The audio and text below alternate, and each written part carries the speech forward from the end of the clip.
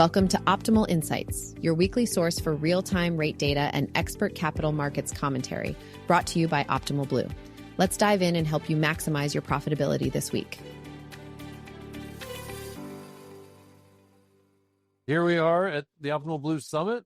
We are just barely halfway through the first day. Really amazing sessions. I mean, the opening general session is always super exciting. It's kind of the fanfare. It's kind of, I think Vimi, you said it was kind of like watching one of those old Apple announcements, or even some of the new ones with the new CEO, and had some brilliant feature announcements that came out today. Hopefully you all will see those in some of the press releases. But we also wanted to talk about some of the things that have come up in our training sessions from yesterday, some of the general session discussion today, and some of the mini sessions, and some stats, some interesting stats that we observed. What was your favorite, you think? I mean, gosh, well, you make such a good point, Jim, that we're only not even a full day into this, and there are already so many stats. So I have to think for a moment of what my favorite one might have been, but I'll go with two. One is about Recapture. And of course, I'm going to talk about Recapture because every time I'm on the podcast, I talk about Recapture. And we actually just talked about it on yesterday's. And then really interesting stat that the NBA just produced is that industry-wide Recapture is at about 20% right now versus a 12% from last year. So again, very hot topic. We obviously know why it's such a big deal with all of the M&A as we discussed yesterday. So that was one. And then the other one, to your point about a lot of the exciting releases that we talked about in the general session today that, yes, felt very Apple-like, was our virtual economist. The virtual economist is predicting that the OBMMI will be less than 6% for most of the year, which is pretty exciting for our industry.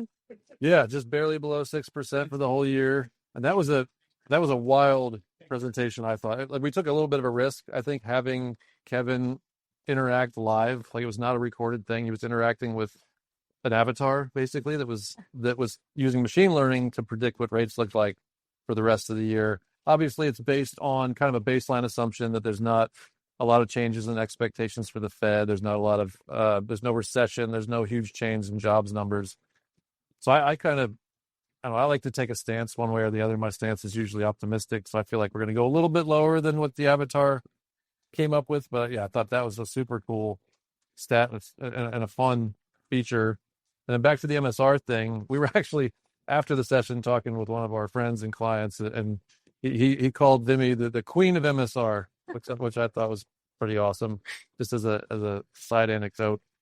I wish I had a crown for this episode of reporting to play into that role.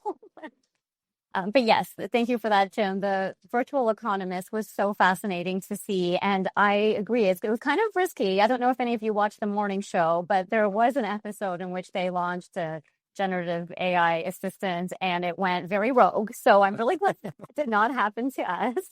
But that kind of speaks to one of Joe's main points from this morning, that there is a lot of hesitation and adoption of technology and AI. And that there really shouldn't be, because there are so many benefits to adopting, and anyone who doesn't will really be left behind.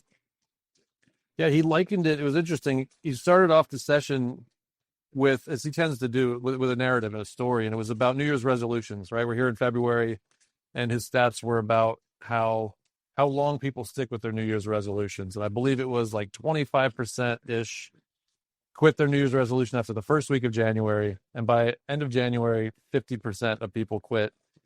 And he took that sort of graph of quitting resolutions and put it against a graph of a theory that's driven by adoption of technology, new technology especially.